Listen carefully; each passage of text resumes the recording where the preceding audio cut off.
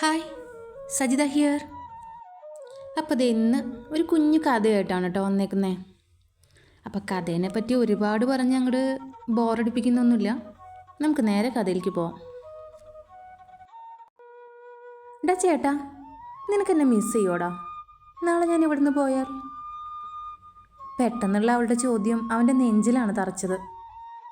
പിന്നെ മിസ് ചെയ്യണ്, ഒന്ന് വേഗം പോയി തരുമോ? എന്നിട്ട് വേണം എനിക്കിവിടെ രാജാവായി വിലസാൻ. അന്തരീക്ഷം സെൻറ്റിമെൻ്റലാക്കാൻ താല്പര്യമില്ലാത്തതുകൊണ്ട് മനു പറഞ്ഞു.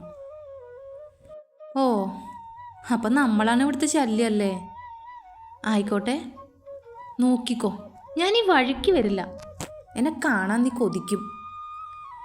അത് പറഞ്ഞ് അവസാനിപ്പിക്കുമ്പോഴേക്കും രേണുവിൻ്റെ സ്വരമൊന്ന് ഇടറിയെന്ന് മനുവിന് മനസ്സിലായി. ഉവ്വ്, കാണാൻ കൊതിക്കാൻ നീയാരാ? കയ്യിലിരിപ്പ് വെച്ച് അളിയൻ അവിടുന്ന് പുറത്താക്കാണ്ട് നോക്കിക്കോ. അവൻ അവളെ ദേഷ്യം പിടിപ്പിച്ചു. അമ്മേ, ദൈവം പറയുന്ന നോക്ക്. നീ പോടാ. അവൾ കയ്യിലിരുന്ന ഗ്ലാസ് അവൻ്റെ നേരെ എറിയാൻ നോക്കി. എന്താ ഇവിടെ? അപ്പുറത്തെ ആൾക്കാർ വന്നു തുടങ്ങി. നിങ്ങളിവിടെ അടിയുണ്ടാക്കിയിരിക്കുകയാണോ? നാളുണ്ടോ രണ്ടിനും? നാളെ ആരുടെ കല്യാണം ഇവിടെ? ഒന്ന് വേഷം മാറി പുറത്ത് വാ പെണ്ണേ. രണ്ടിൻ്റെയും ഇടയിൽ കയറി അമ്മ പറഞ്ഞു. തൽക്കാലത്തേക്ക് നീ രക്ഷപ്പെട്ടു, നിന്നെ കയ്യിൽ കിട്ടും, നോക്കിക്കോ. ഇതും പറഞ്ഞ് അവൾ ബാത്റൂമിലേക്ക് പോയി. എന്തിനാടാ വെറുതെ? ഇന്നൊരു ദിവസം കൂടിയല്ലേ ഉള്ളൂ. നാളെ മുതൽ അവൾ അവിടെ അല്ലേ. ഒന്ന് നല്ലോണം ഇരുന്നൂടെ നിങ്ങൾക്ക്?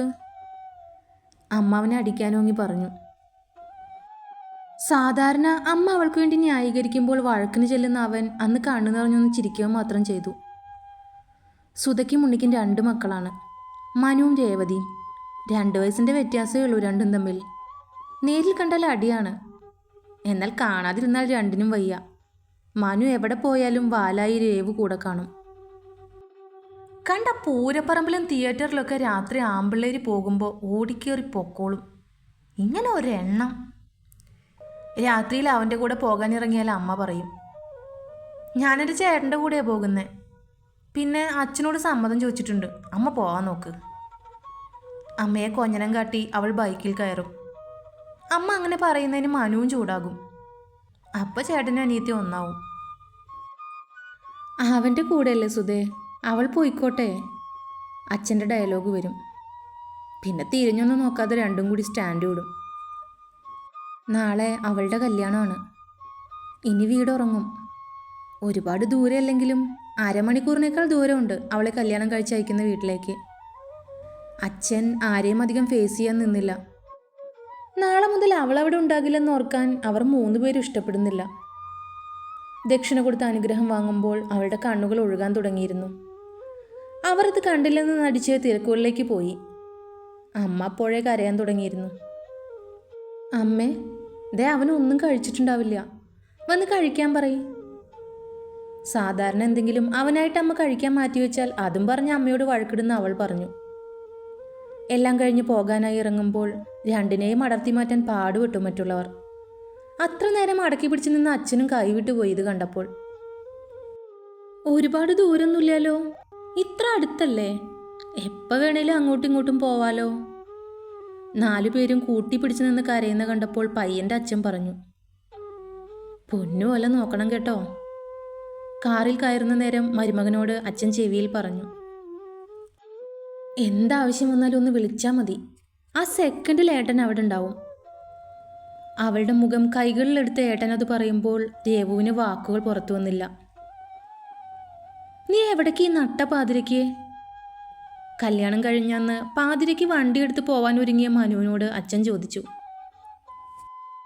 ഇപ്പം വരാം എന്നും പറഞ്ഞിറങ്ങുന്ന അവന് എല്ലാം മനസ്സിലായ മട്ടിൽ അച്ഛനും അമ്മയും നോക്കി നിന്നു. മോളെ രേവു, ആരാ വന്നേക്കുന്നതെന്ന് നോക്കിക്കേ.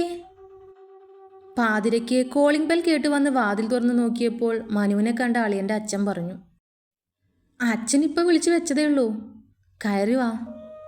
ഇനിയിപ്പോൾ നാളെ പോകാം. എന്തായാലും വന്നത് നന്നായി, അല്ലേ ഞാൻ ഇവളെയും കൊണ്ട് അങ്ങോട്ട് വരേണ്ടി വന്നേനെ.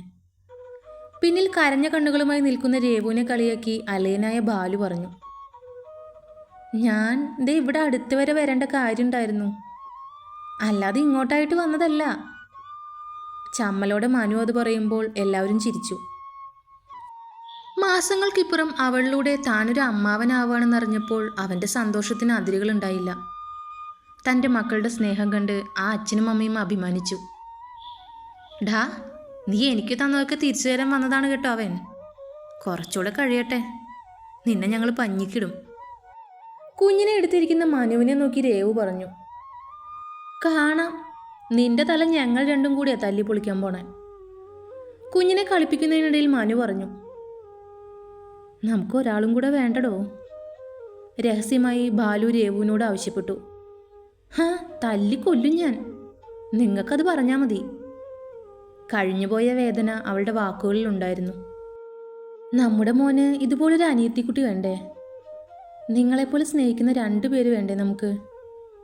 എന്നെപ്പോലെ ഒറ്റ മോൻ ആവണ്ട അവൻ. ഇവരുടെ സ്നേഹം കണ്ട് തനിക്ക് അങ്ങനൊരു കൂടപ്പിറപ്പില്ലാത്ത സങ്കടം അവൻ്റെ വാക്കുകളിലുണ്ടായിരുന്നു. അത് കേട്ട രേവു ചേട്ടൻ്റെ അടുത്ത് ചെന്നിരുന്ന് അവൻ്റെ തോളിൽ ചാഞ്ഞു. എന്നും ഇതുപോലെ ആവണേന്ന പ്രാർത്ഥനയോടെ. അപ്പോൾ ഇന്നത്തെ കഥ കഴിഞ്ഞു.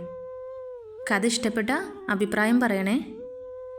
പിന്നെ ഇതുപോലുള്ള കഥകൾ കേൾക്കാനായിട്ട് നമ്മുടെ ചാനലൊന്ന് സബ്സ്ക്രൈബ് ചെയ്യാം. പിന്നെ നിങ്ങൾക്കും ഇതുപോലുള്ള അനിയത്തിമാരോ ചേട്ടനോ ഒക്കെ ഉണ്ടെങ്കിൽ ഒന്ന് കമൻറ്റ് ചെയ്തേക്കണേ.